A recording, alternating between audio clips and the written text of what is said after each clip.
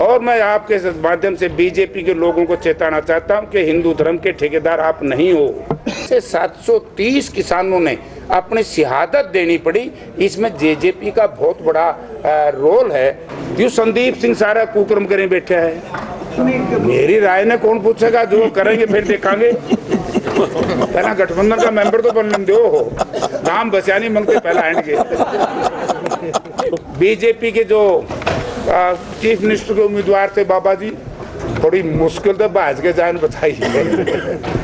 New Durga jewellers Sirsa, खारिया वाले प्रभुजी सोनी व पीली मंदोरी वाले सज्जन सोनी का भारत सरकार द्वारा मान्यता प्राप्त मशहूर hallmark jewellery showroom new Durga jewellers, Parshuram Chowk, Sirsa. अधिक जानकारी के लिए संपर्क करें 9813932001 या 9466697217।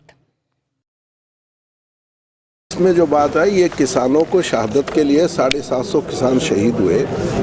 इसमें कोई आ सकता है, खुला निमंत्रण है, क्योंकि ये किसानों की शहादत हुई 750 किसानों की, जो भारतीय जनता पार्टी उस शहादत को बुलाना चाहती है और कांग्रेस पार्टी इनकी शहादत को बुलाने नहीं देगी। और चौधरी भूपेंद्र सिंह हुड्डा के नेतृत्व में कांग्रेस ने फैसला किया है कि यहाँ सिरसा की धरती पे, क्योंकि यहाँ से सबसे ज़्यादा किसान जत्थेबंदी सक्रिय होकर उन 3 काले कानून के खिलाफ संघर्ष किया था, तो इसलिए ये खुला निमंत्रण है, कोई आए उनको नमन करे।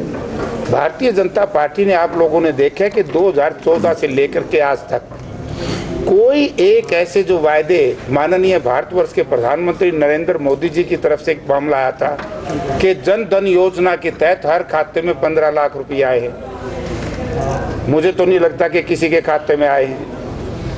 दूसरा, उन्होंने घोषणा की थी कि 2022 तक किसान की जो आमदन है वो दुगनी करेंगे।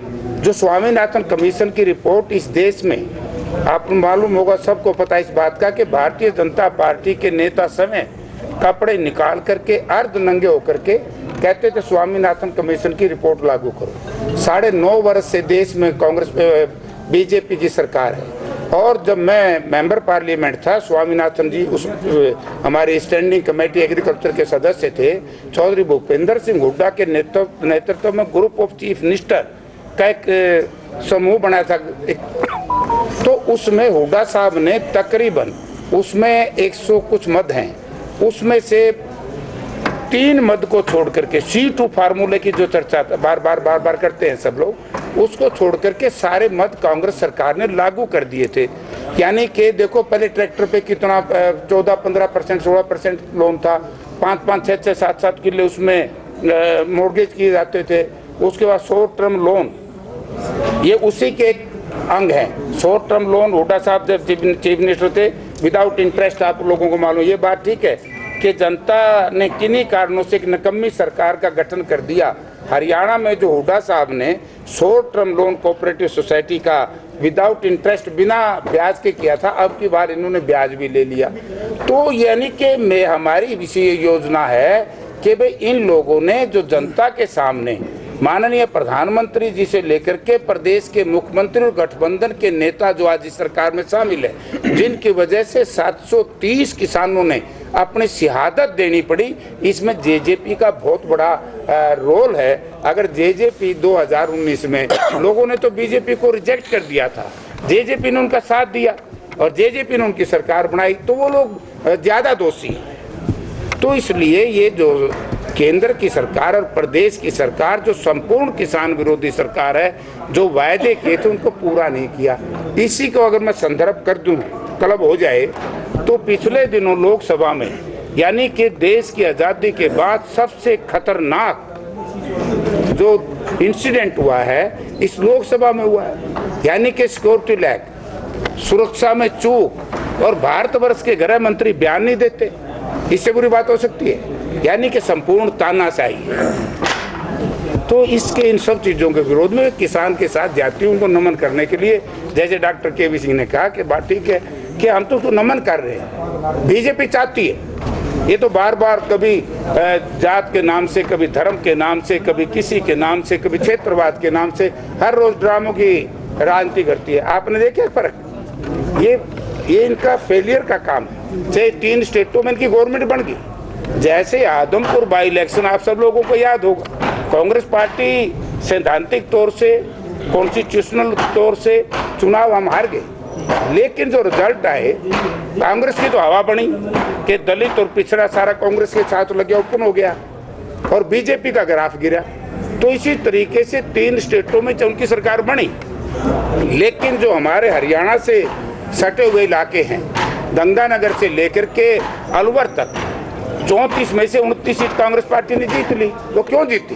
क्योंकि जो समीकरण है वो इस तरह का था, और इसलिए मोदी जी को इस बात का भय है कि 225 सीट दक्षिण भारत की हैं समेत वेस्ट बंगाल की, 225 सीट में से 25 सीट भी बीजेपी नहीं जीत पाएगी, 200 इंडिया गठबंधन जीतेगा।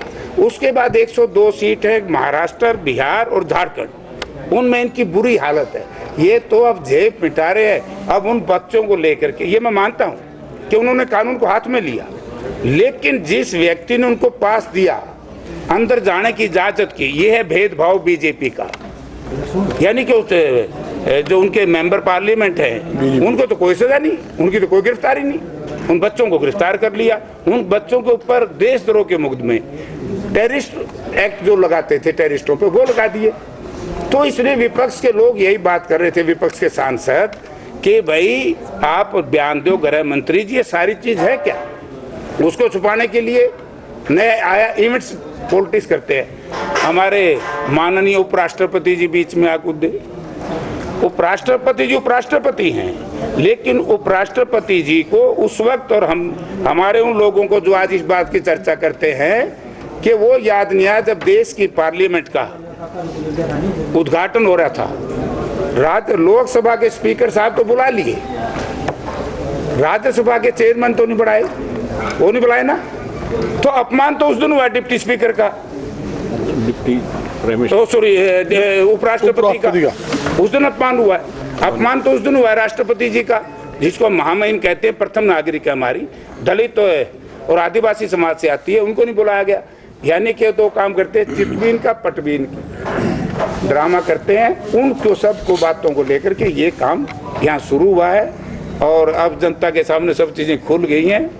अब तो इनने मेरे ख्याल में भागना ही पड़ेगा। अभी आपने इंडिया गठबंधन की बात की, तो इंडिया गठबंधन में इनेलो का कितनी भूमिका आप मानते हैं? अभी तो इंडिया गठबंधन की उसमें आई नहीं ना, चर्चा चल रही है। अब चर्चा तो आई, बड़े शीर्ष नेतृत्व करेगा, उसमें हमारा कुछ लेना देना नहीं। पहले तो उसके सदस्य बनेंगे ना, वो तो बड़े नेता करेंगे, उसमें हम क्या कह सकते हैं। पीछे तो फतेहाबाद में रैली हुई थी, वहाँ से बताया जा रहा है कि आगाज इंडिया गठबंधन का हो चुका है, तो आपकी क्या राय? कितनी?